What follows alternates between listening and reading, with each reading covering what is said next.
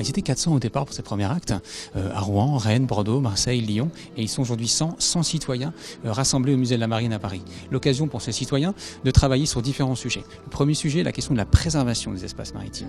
Le deuxième sujet, la question des énergies, et pas que l'éolien. Et le troisième sujet, la question du partage de l'espace maritime. Comment se partager cet espace demain? Aujourd'hui, nous sommes dans la deuxième phase de la mer en 3D où on compare les résultats, on approfondit et on croise les regards. On croise les regards entre les publics, entre le public et les scientifiques, mais également entre les différentes assemblées citoyennes qui ont eu lieu, donc entre les différents territoires. Je trouve ce qui est intéressant ici, c'est vraiment d'associer les citoyens à la compréhension des enjeux. Et donc du coup, je suis venu chercher des infos sur ce qui était en train d'émerger un petit peu. Quelles sont les politiques publiques qu'on nous propose et comment nous, on peut influer sur ces questions-là. J'ai appris qu'il y avait quand même déjà un programme éolien de développement assez grand. Il faut développer, mais à quel prix? Je pense que dans tous les cas, on apprend toujours parce qu'on est au contact de personnes avec qui on n'aurait pas forcément échangé d'habitude et qui viennent d'horizons complètement différents.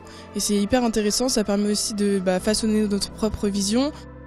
On n'était pas forcément d'accord toutes et tous sur la puissance qui doit être installée de 45 gigawatts que l'on questionne. Moi je suis plutôt pour installer plus de puissance puisqu'il s'agissait d'un scénario très bas déjà de base. D'autres personnes que je peux rencontrer qui peut-être sont plus concernées voudraient voir drastiquement réduire cette puissance énergétique. Il faut trouver des compromis entre développement et maintien des écosystèmes.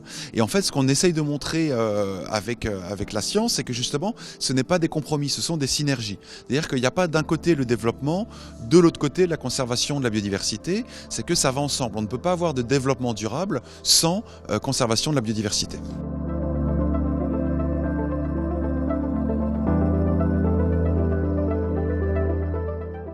Selon vous, ce débat sera un débat réussi à condition que quoi? Qu'il accouche sur quelle idée ou quel livrable?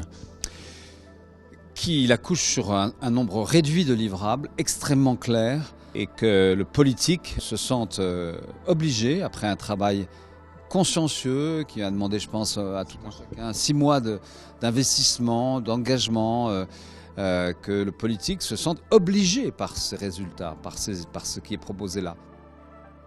Ce que l'on peut retenir, c'est l'importance de la gouvernance, du sujet de la gouvernance dans ce débat et dans cet événement en particulier. Ce que l'on peut aussi retenir, c'est l'intérêt du public pour les questions maritimes et la nécessité des échanges qu'il y a eu avec les scientifiques et le besoin de connaissances dont le public se réclame. La mer, l'océan, c'est donc par essence quelque chose de partagé de l'humanité. Et l'état de l'océan, avec tout ce qu'il comporte et qu'il apporte à l'humanité, c'est un enjeu, une richesse qu'il faut absolument préserver pour les générations futures et pour l'ensemble des pays du monde.